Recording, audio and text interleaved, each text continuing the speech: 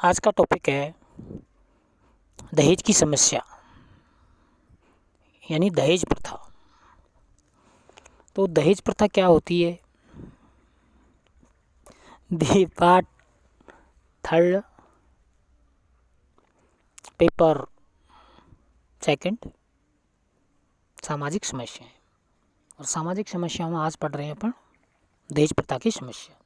दहेज प्रथा विवाह के समय प्राय कन्या पक्ष की ओर से कन्या एवं वर को कुछ वस्तुएं और धन उपहार में दिए जाते हैं।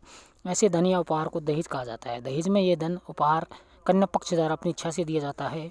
अतः दहेज वह धन या उपहार है जिसे माता पिता विवाह के उपलक्ष्य में अपनी इच्छा से वर पक्ष को देते हैं। इस प्रकार यह स्पष्ट होता है कि दहेज वह धन या उपहार है जिसे लड़की पक्ष के लोग स्नेहवश वर और कन्या को देते हैं, जबकि वरमूल्य एक निश्चित धन है जिसकी स्पष्ट मांग वर पक्ष की ओर से की जाती है। इस प्रकार दहेज कितना होगा या दिया जाएगा यह पहले से ही निश्चित नहीं किया जाता, बल्कि वरमूल्य कितना देना पड़ेगा यह पहले से ही निश्चित कर लिया जाता है। दहेज कन्या पक्ष की स्वेच्छा और सामर्थ्य पर आधारित होता है, जबकि वरमूल्य वर के व्यक्तिगत गुण या परिवार की स्थिति या दोनों पर निर्भर करता है। दहेज देना विवाह की कोई शर्त नहीं होती, जबकि वरमूल्य विवाह की शर्त के रूप में तय किया जाता है। इसे चुकाए बिना विवाह नहीं हो सकता। उपयुक्त विवेचन से स्पष्ट है कि दहेज प्रथा बुरी नहीं है, क्योंकि दहेज कन्या पक्ष के द्वारा वर और वधू को स्नेहवश बिना किसी दबाव के तथा अपनी सामर्थ्य के अनुसार स्वेच्छा से दिया जाता है। बुरी तो वरमूल्य प्रथा है। सन 1961 में तो दहेज निरोधक अधिनियम पास किया गया, तो उसका उद्देश्य भी वरमूल्य प्रथा को रोकना है, नहीं कि दहेज प्रथा को। इसलिए इस अधिनियम के अंतर्गत दहेज वास्तव में वरमूल्य को इस प्रकार परिभाषित किया गया है कि दहेज का अर्थ कोई ऐसी संपत्ति या मूल्यवान निधि से है जो नंबर 1 विवाह करने वाले दोनों पक्षों में से एक पक्ष को अथवा विवाह में भाग लेने वाले दोनों पक्षों में से किसी एक पक्ष के माता पिता या किसी अन्य व्यक्ति को विवाह की शर्त के रूप में दी हो या देना मंजूर किया हो। इस प्रकार की कोई भी संपत्ति या मूल्यवान निधि देना कानून के अंतर्गत दंडनीय होगा, जबकि स्वेच्छा से दी गई उपहार की चीज़ों के संबंध में यह बात लागू नहीं होगी। इससे यह स्पष्ट है कि कानूनी आधार पर भी वरमूल्य और दहेज दो पृथक पृथक अवधारणाएं हैं और उनका अर्थ भी अलग अलग है। अगला है दहेज समस्या की उत्पत्ति के कारण। नंबर 1 है जीवन साथी चुनने का सीमित क्षेत्र। जाति और उपजाति में विवाह होने से उपयुक्त वर मिलना कठिन होता है और वरमूल्य प्रथा का प्रादुर्भाव होता है। बाल विवाह के कारण लड़के या लड़कियों को स्वयं अपने जीवन साथी चुनने का अवसर नहीं मिलता और लड़के का पिता अपने लाभ के लिए वरमूल्य मांगता है। नेक्स्ट, हिंदू लड़कियों में विवाह अनिवार्य है। इस अनिवार्यता से लड़के लाभ उठा सकते हैं और वरमूल्य की मांग करते हैं। कुलीन विवाह के कारण ऊंचे कुल में लड़कों की अत्यधिक कमी होती है और उचित वर पाने के लिए अधिक से अधिक मूल्य देने को लड़की वाले बाध्य होते हैं। नेक्स्ट है शिक्षा और व्यक्तिगत प्रतिष्ठा का महत्व। आधुनिक युग में शिक्षा और व्यक्तिगत प्रतिष्ठा का अत्यधिक महत्व होने के कारण प्रत्येक पिता कन्या के लिए शिक्षित और प्रतिष्ठित लड़के को ढूंढते हैं।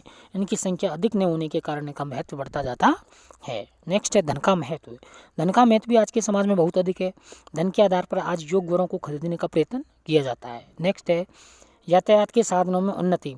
यातायात के साधनों में उन्नति के कारण नगरीकरण और औद्योगिकरण बढ़ता गया और एक जाति या उपजाति के लोग दूर दूर छिटक गए। इससे अपनी जाति या उपजाति में वर मिलना कठिन हो गया तथा वरमूल्य को बढ़ावा मिला।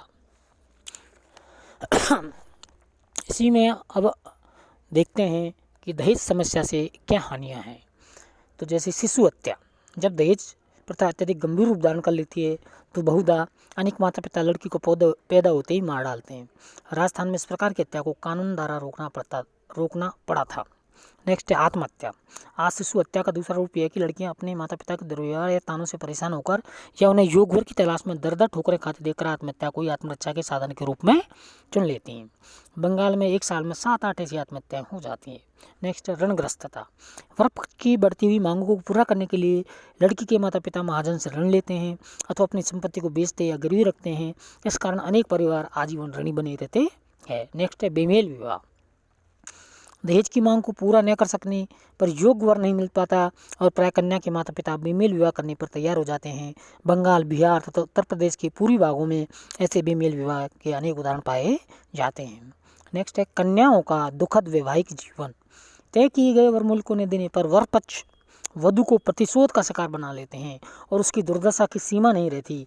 भारतीय दंड विधि में एक लोटा चोर के लिए भी दंड की व्यवस्था है, परंतु आश्चर्य की बात है कि इस दंड विधान में इस प्रकार के अपराधी परिवारों के लिए कोई भी दंड व्यवस्था नहीं है, जो अपनी वधुओं की समस्त आशा और अभिलाषाओं का गला घोटकर उनकी जीवित मृत्यु से भी अधिक दर्दनाक अवस्था में रखते हैं।